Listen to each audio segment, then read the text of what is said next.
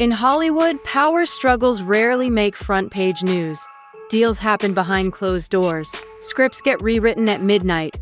Even legendary actors sometimes get sidelined by shrewd modern influencers. But what if the biggest clash wasn't played out in tabloids or on social media, but in the silent corridors of studio boardrooms? This is the untold story of two women, one revered for her unmatched depth and decades-spanning legacy, Meryl Streep, and the other known for a captivating public persona, highly curated brand deals, and a knack for social media engagement, Blake Lively.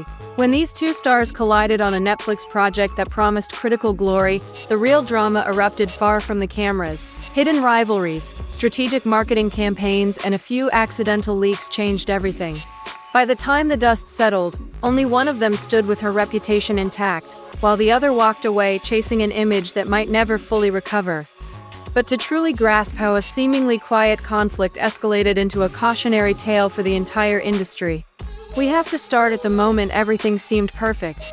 A star-studded film that had Oscar buzz before it even got a title. Because the most surprising part of all might be just how swiftly illusions of collaboration can collapse when commercial ambition takes over real storytelling. Toward the end of 2022, Netflix executives were buzzing about a new original film. Confidential scripts circulated, hush-hush meetings were held in the dead of night, and a wave of rumors swelled around a single name: Meryl Streep. The project itself was, rumor has it, to be a character-driven psychological drama, an unflinching exploration of a former war journalist haunted by the stories she never dared to publish. Producers whispered that this film was bound for the awards circuit. The script was gritty and full of moral gray areas. It challenged the main character's sense of duty and her culpability for the truths she chose not to expose. Word spread that this role was tailor-made for Meryl's ability to disappear into complex personas. And behind the scenes, Netflix was ready to position it as one of the most prestigious films in their lineup, an apparent statement piece, proving that streaming giants could go toe-to-toe with major studios when it came to serious, awards-worthy cinema. That was the plan, until someone proposed a fresh spin. Enter Blake Lively, a star known for her sharp public image, savvy self-promotion, and undeniable screen presence. She was cast as a co-lead, supposedly to introduce a younger viewpoint into the film's narrative. The press release was initially low-key, but inside the industry, whispers grew. Could Blake's flair for social media and brand partnerships overshadow Meryl's meticulous approach?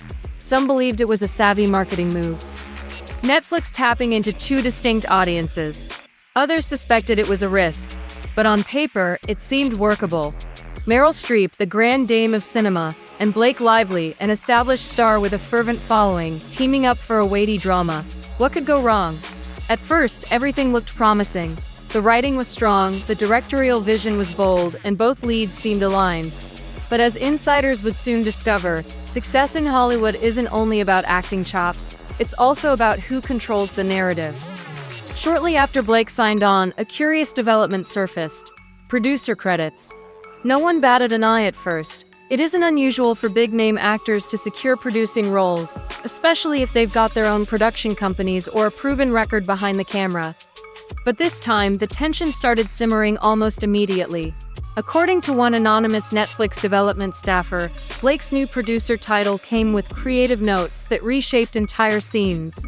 The script, originally described as an intense meditation on guilt and the horrors of war, began to morph into something else: a redemption narrative with a more uplifting tone. Studio insiders reported that Meryl's character, once the emotional cornerstone, was gradually pushed to the background. Then came the scheduling conflicts, an industry catch-all phrase that often masks bigger disputes. Netflix stood by the official story. Meryl had other commitments, so the production needed to adjust. But one cryptic tweet from a film blogger set tongues wagging. Meryl's role was basically gutted. The project she once praised went from raw to Pinterest chic. Rumors grew that Meryl saw the writing on the wall and wanted out, or at least demanded the film stay true to its original script. A few brave voices on social media called out Blake directly, accusing her of turning the project into a typical star vehicle to boost her image. Others defended her, saying she was just giving it commercial viability. But the subtle power struggle was undeniable, and in the heated swirl of speculation, one detail became clear.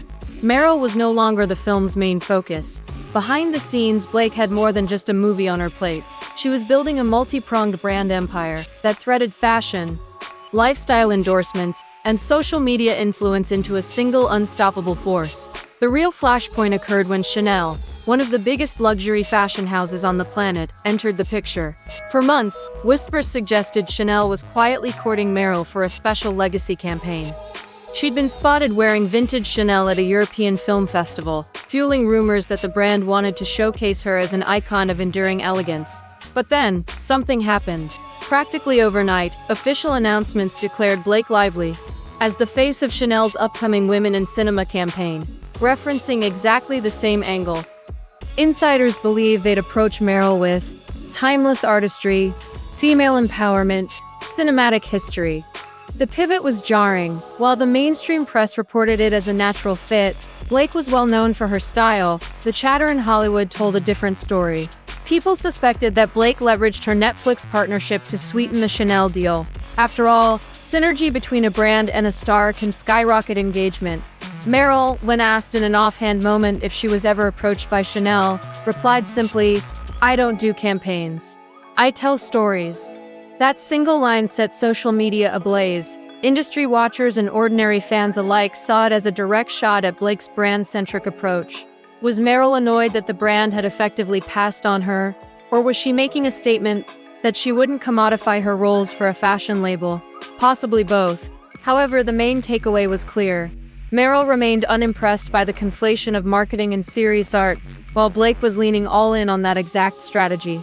In early 2023, an audio clip began circulating in private film crew circles, allegedly recorded during a Netflix internal feedback session. It had a senior script supervisor lamenting how the original film had lost its essence.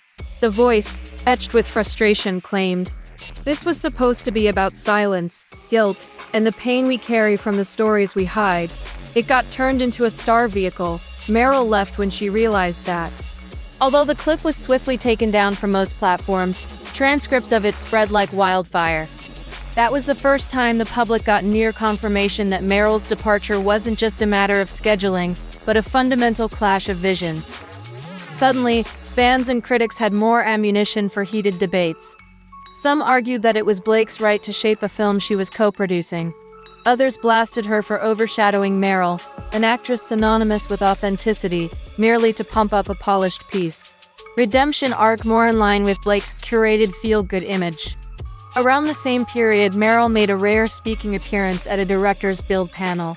Asked about modern performance strategies versus old-school craft, she said, "The question is, no longer can you disappear into the role, but rather, will the audience still see you?" She didn't name names, but no one needed her to. Within hours, entertainment blogs everywhere screamed, "Meryl calls out PR-driven acting." And as if that wasn't enough of a spotlight, a highly respected industry blogger posted a piece titled, "Meryl's One-Line Takedown of Influencer Acting," in which they contrasted the slow, deliberate artistry of Meryl with the rapid-fire brand expansions typical of someone like Blake. Whether she wanted it or not, Meryl found herself in a swirling controversy. Fans rallied around her quiet dignity. Blake's supporters insisted she was being unfairly villainized for playing the Hollywood game. But that's exactly the problem. It's no longer just about acting, it's about who can weaponize influence in an industry that, ironically, values authenticity above all else. Until it doesn't. By mid-2023, Netflix still pushed forward with the newly christened film, In the Gray. The marketing campaign pivoted almost entirely around Blake, touting her role as both star and producer. Teaser trailers emphasized a modern, inspirational tone, one woman's journey to reclaim her story. Yet insiders remembered the original concept, a morally complex war journalist grappling with untold atrocities. Where was that raw tension? Where was Meryl? Gone. Critics, always eager to spot authenticity, quickly noticed the gaping void where the film's core once lived. In the Gray had turned from a simmering exploration of moral compromise into a brand-friendly redemption story that leaned heavily on emotionally glossy beats. The reviews were merciless. On aggregator sites, the average score hovered in mixed territory. People wrote that The final cut felt disconnected from its premise, as though someone had hammered a square narrative into a round hole just to align with a particular star's PR angle. Blake's team launched a robust campaign for awards consideration, spending big on digital ads, high-profile interviews, and magazine covers. But the campaign fizzled on arrival. Industry veterans recognized the film's disjointed nature. For all of Netflix's marketing muscle, it wasn't enough to secure the kind of Oscar buzz that had once seemed guaranteed. When the Oscars rolled around, not a single major nomination included in the gray. Even side categories remained silent. The chatter was all about how the original script, with Meryl attached, might have been an instant contender. A few high-profile critics essentially said, "You can't manufacture Meryl's depth. Either you have it or you don't." Even as Blake's awards campaign faltered, Meryl had already shifted her focus to a new venture. A stripped-down stage production at the Public Theater in New York, ironically featuring an even darker, more unfiltered exploration of war correspondence. Many spectators couldn't help noting the parallels to the original In the Gray script. But this time, Meryl had full creative freedom, and the show's raw honesty drew widespread acclaim.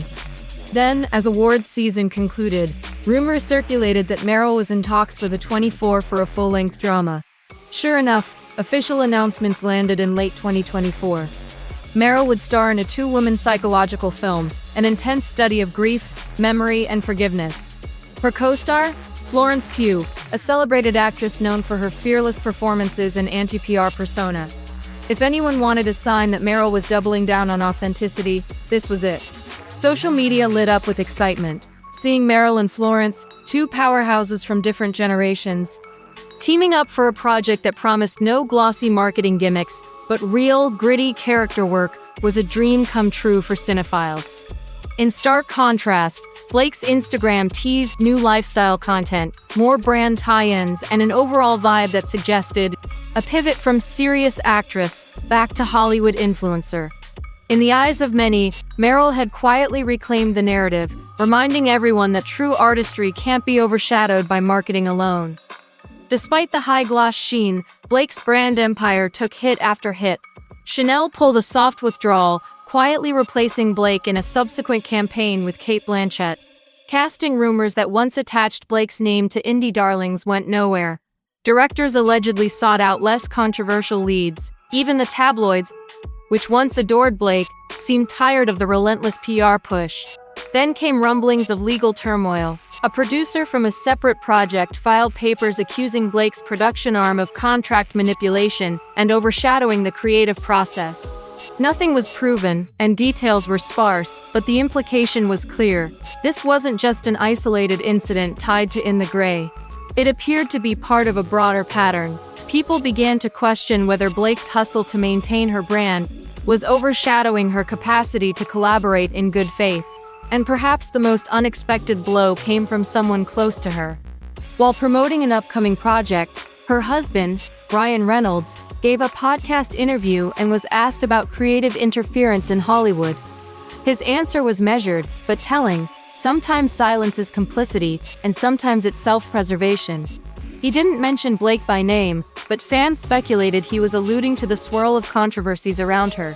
The line drew more speculation than anything else he said that day, prompting talk that tension might exist even within their otherwise picture-perfect marriage.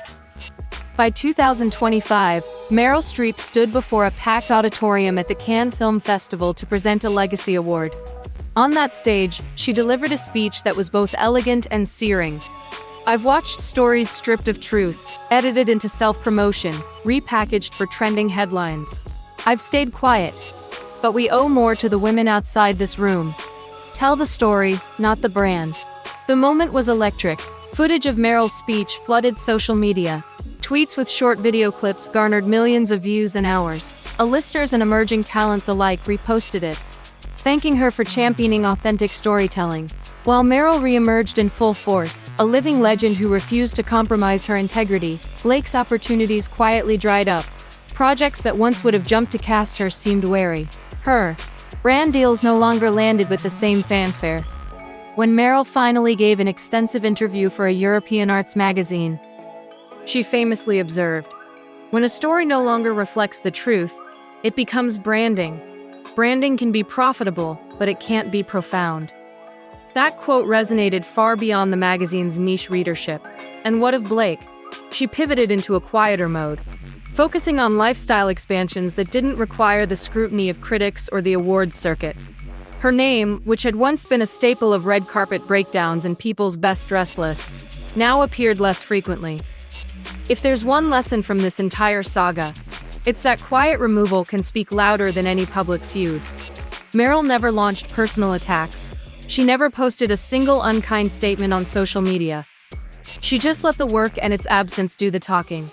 Sometimes, silence really is the strongest statement of all. Because here's the final twist. It wasn't Meryl who had to fight for her spot. She simply walked away with her dignity and craft intact. In the end, one question still lingers, the same question that might keep echoing every time Hollywood tries to package performance as mere product. Which matters more? Selling an image or telling a story? If you know Meryl Streep, you already know the answer. If you enjoyed the video, please like and subscribe. We'll see you next time.